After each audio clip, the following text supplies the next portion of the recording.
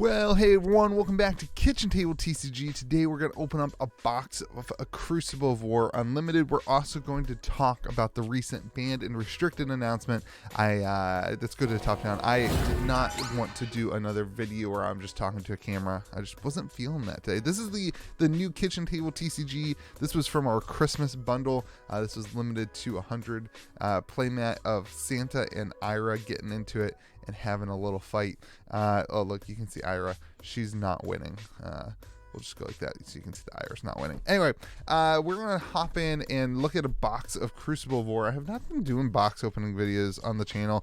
There's a bunch of these other YouTube channels who are opening first edition and have the capital and the money to do that. That is not me, so I don't have that, and those box openings are more interesting. So I don't know. We'll kind of hop in and out, but I've been trying to provide other content to the community than box openings.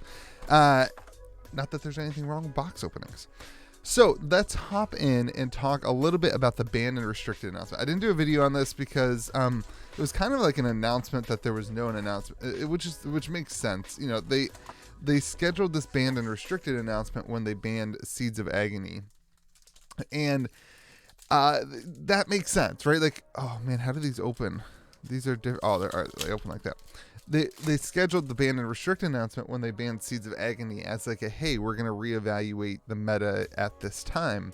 And then COVID kind of ran, and they planned it. All right, so we got, a snag off the bat. So they planned it based on the national season.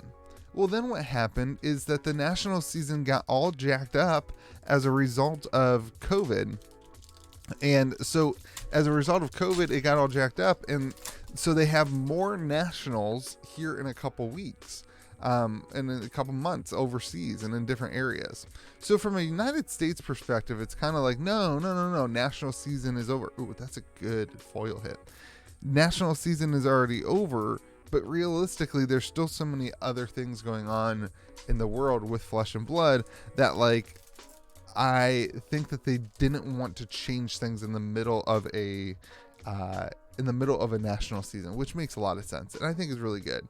Now, I do think that there is some inherent things going on where I get messages daily where people are just saying, look, the game's not fun playing against Briar all the time. I know you can tech against it, blah, blah, blah. And you know what? Like, I get it. I think that there's some strength to Briar. For Bold and Bolt, Crane Dance, and a Zephyr. Ooh, some damage on that Zephyr.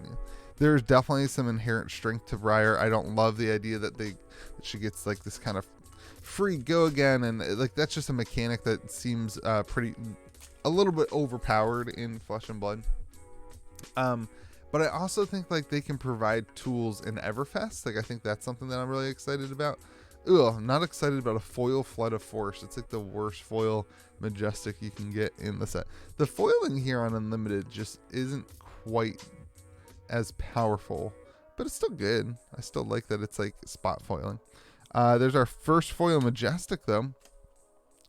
So like, I think for me, where I land is like, I'm glad they didn't do anything before Everfest. I hope that some of the strength answers are in Everfest and that kind of shakes up the meta.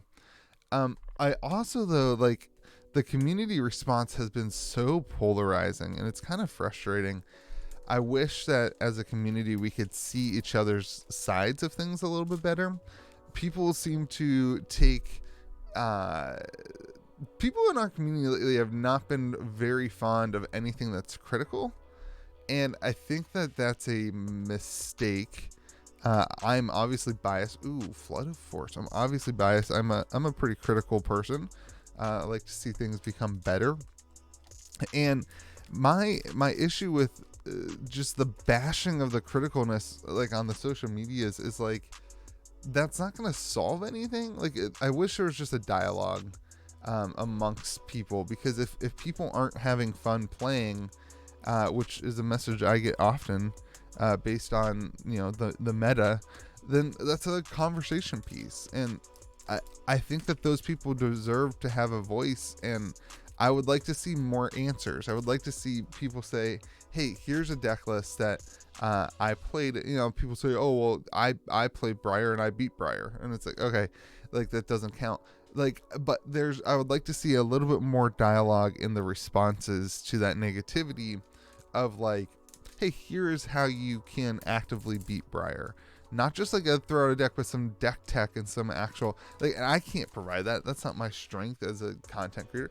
I'm also not the person defending it or bashing it. So, man, like seeing the community in like chaos over this has been very discouraging for me. I just don't like the polarized views. Like, I just wish that we could find some, like, it's not black and white. Obviously Briar is, a foil cracked bobble. There we go. Obviously Briar is really, and a plasma purifier. That's a good hit. Oh, it's not rainbow foil. Idiot. Obviously Briar is powerful. Like, that's, like, to pretend like Briar is not powerful is a little bit ridiculous. And so, like, I think that we should be having a dialogue and be okay with having a dialogue of like, is she too powerful? And what are some ways that maybe we can work as a community to make her less powerful? Like, I think that's healthy rather than being like, no, you're wrong, you're just bad at the game and net decking. Like, yeah, a lot of people net deck in TCGs. If you don't want those people in the community, then enjoy not having like 75% of the player base play the game. Like, I bet you like that many people feign death. Oh, this was a horrible foil majestic box. Like, I bet you that many people net deck. I bet you 75% of TCG communities net deck. Welcome to the internet in the year 2022. Like, when you have decks and deck lists, people play the best. It just kind of is what it is. A romping club. And so, like, that's just not an answer to me, and it's just so negative. And instead being like, hey, why don't you try net decking this deck that plays exactly against Briar? And I don't know. Hey, we got a spring tunic. Let's go. Dude, my tunic pull rate on Crucible Unlimited is pretty dang high on this channel. There we go. Spring tunic. Throw that in the pile. This is my own box opening. I don't know. I miss Crucible. I miss opening it. So like I just, and the announcement was great, and I think that it was a healthy way to do it. Like, they had to do something. They had to announce something on that date because they had already planned that announcement, and then they ran into all these issues. So I think that's a good way to do it. Some people were joking about it being an announcement of an announcement, but like, that's the way that it needed to be done, because people were expecting to get something out of that day. Like, they're expecting an announcement, so you can't just like not do an announcement. I didn't like the way that they brought in some of those heroes. Like, I wish it would have included, and maybe they don't want to get around that. I wish it would have included some, a chain lightning. I wish it would have included some, gosh, that artwork's cool. Some deck lists or some tech somehow to being like, hey, this is specifically how we see people countering Briar in our playtesting. This is a way that we've seen, and I get maybe companies, like game companies, don't want to have any effect on the meta, and they just want to kind of let people work it out for themselves. But they did quote and cite some decks, and as a person who's not doing that playtesting, like, it would have been nice to see this is why. But I think there's two sides to that. Like, they want to let the community do that. So I think as a community, we need more of that. Maybe Team Kitchen Fable can do something like that. But anyway, Crucible of Iron or Aetherweave. Let's talk a little bit about what are we doing? Crucible Unlimited here. The prices of everything seem to have weaned off. I mean, we had a huge spike on Crucible Unlimited, and then now it's like back down to like $80 a box. The supply is trickling in. I think only one distributor has product, and they are charging more for it than they were prior to it going out of stock, and they are limiting it to 2 boxes per store. And Meanwhile, singles are the singles market's still decent for I mean, the EV is still way above box price. If you're going to open up a box, there's a reason I'm opening up Crucible Unlimited. If you're going to open up a box, Crucible Unlimited is the box to do. The EV is almost $25 skewed, I think. It's pretty dang good, honestly. Pathing Helix, Harmonized Kadachi. I mean, the odds of hitting like a legendary are lower, but like the Majestics just have so much value. So, all right, last pack, everyone. Let me know what you think about the Briar stuff in the comment section. The banned and restricted announcement. Very curious to see what my following thinks about it. Don't be mean to each other in the comments, though. Provide each other with actual commentary and not the negativity that we've been seeing and bashing each other and just not being encouraging. Anyway, hope you guys have a great day. This was a decent box. Did we get oh, we only got 5 Majestics. That's rare. You usually get, maybe this one takes the Majestic slot then.